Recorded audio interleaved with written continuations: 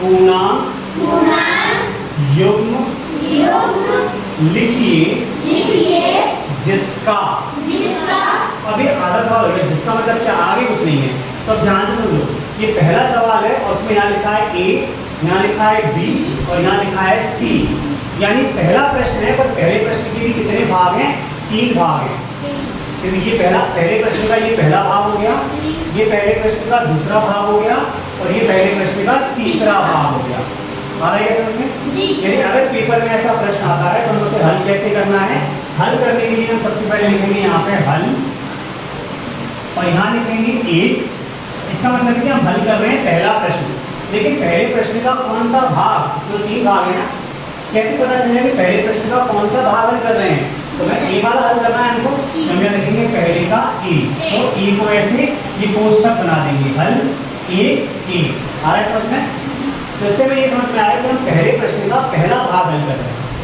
अब पढ़ेंगे कैसे इस प्रश्न को? इस प्रश्न को पढ़ते हैं हम। अब ये प्रश्न ऐसा हो गया, ऐसा बोलना नहीं, सिर्फ मैं पढ़ रहा हूँ। ऐसा पूर्णांक युग्म लिखिए जिसका योग -7 है। तो पूर्णांक क्या है? पूर्णांक समझ में आ रहा है हमको? धन वाली संख्या है, ऋण वाली संख्या और जीरो, इनको क्या बोलते हैं? पूर्णांक। अब ये युग्म लिखा है, युग्म। इस युग्म का क्या मतलब होता है? युग्म का मतलब होता है जोड़ा। क्या मतलब होता है युग्म का? जोड़ा मतलब 2, मतलब 2 संख्याएं लिखनी है हमको और वो दोनों क्या होना चाहिए? पूर्णांक होने चाहिए।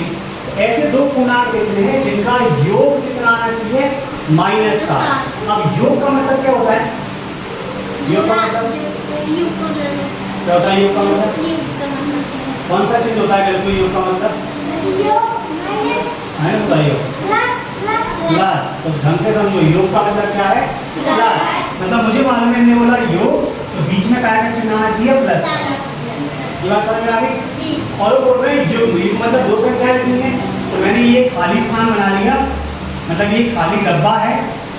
इस खाली डब्बे में एक पूर्णांक आना चाहिए और प्लस का चिन्ह होना चाहिए क्योंकि योग लिखा है। और आगे भी ये खाली डब्बा बनेगा, इसमें दूसरा पूर्णांक आना चाहिए। और इन दोनों को जोड़ने के बाद, योग करने के बाद में मेरा उत्तर कितना आना चाहिए? -7 आना चाहिए। यानी बराबर का चिन्ह लगाऊंगा मैं, कि बराबर का उत्तर मेरा कितना आना चाहिए? -7।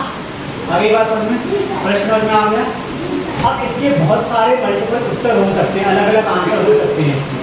अब उन्होंने लिखा है ऐसा पूर्णांक युग्म, मतलब 2 पूर्णांक लिखने हैं कोई भी, और 2 पूर्णांक लिखने हैं जिनको जोड़ने के बाद उत्तर क्या आ जाए? -7।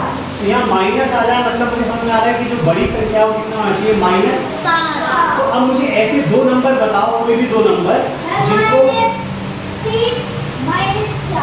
-3 और -4, अगर -3 और -4 को जोड़ेंगे तो उत्तर कितना आ जाएगा हमारा?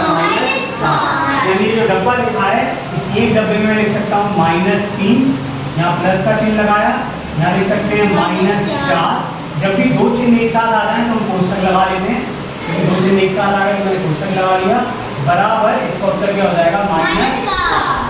तो वो 2 पूर्णांक कौन से हो गए? -3 और -4।